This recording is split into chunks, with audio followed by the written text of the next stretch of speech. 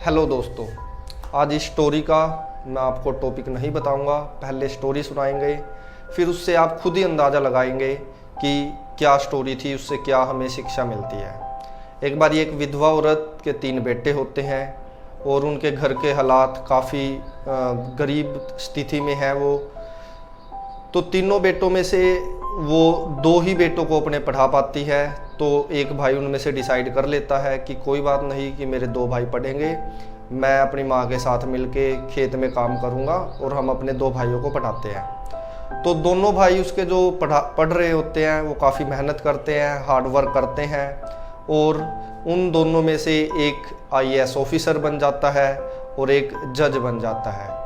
और जैसे उनकी जॉब लगती है तो जॉब के अकॉर्डिंग उनको शहर में एक बड़ा मकान मिलता है, उनको वहीं पे शिफ्ट होना पड़ता है।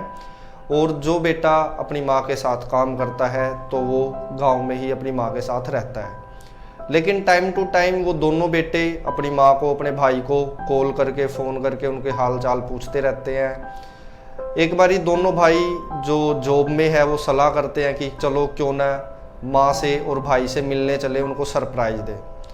लेकिन कैसे न कैसे उसकी माँ को और उसके भाई को पता चल जाता है कि वो आने वाले हैं।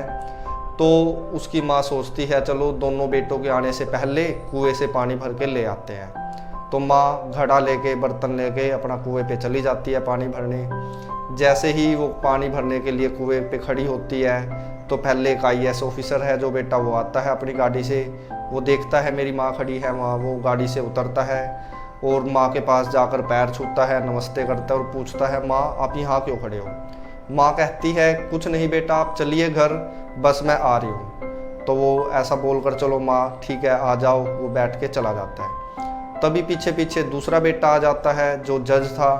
वो भी अपनी माँ को देखता है, गाड़ी रोकता है, पैर छूता है, उनके पास जाकर नमस्ते करता है और पूछता है कि माँ आप क्या कर रहे हो यहाँ। तो फिर माँ वही जवाब देती है कि कुछ नहीं बेटा, तुम चलो घर, मैं अभी आ रही हूँ। वो भी ऐसे ही करता है, अपना गाड़ी में बैठकर चला जाता है घर पर। तभी तीसरा बेटा जो पढ़ नहीं पाता वो खेत से लौट रहा होता है, उसकी भी नज़र माँ पर पड़ जाती है कुएं पर। वो देखता है कि माँ तुम यहाँ क्या कर रही हो। तो माँ बोलती है कि कुछ नहीं बेटा, चलो तेरे भाई आ गए हैं, मैं भी अभी आ रही हूँ घर। लेकिन वो ऐसा नहीं करता क्योंकि उसको पता है कि अगर माँ कुएं पर खड़ी है तो वो पानी लेने आई होगी। इसलिए वो बोलता है नहीं माँ, चलो आप बर्तन मैं लेके चलता हूँ, हम दोनों साथ ही चलेंगे। तो दोस्तों, इस कहानी से हमें क्या शिक्षा मिलती है? जो उसके दोनों भाई थे वो अच्छे थे, उनमें कोई कमी नहीं थी, एजुकेटेड थे, बड़ी बड़ी पोस्ट पे थे। लेकिन अगर इमोशंस की, संस्कारों की बात करें तो वो कहीं ना कहीं उस बेटे में ज़्यादा थे जो खेतों में काम करता था। इसलिए दोस्तों, पढ़ाई लिखाई, एजुकेशन ज़रूरी है, वो अपनी अलग जगह है। लेकिन हमें अपने पेरेंट्स की रिस्पेक्ट, अपने पेरेंट्स के इमोशन, उनका क्या दुख है, क्या वो हमसे एक्सपेक्ट करते हैं, वो चीज़ें समझना बड़ा ज़रूरी है।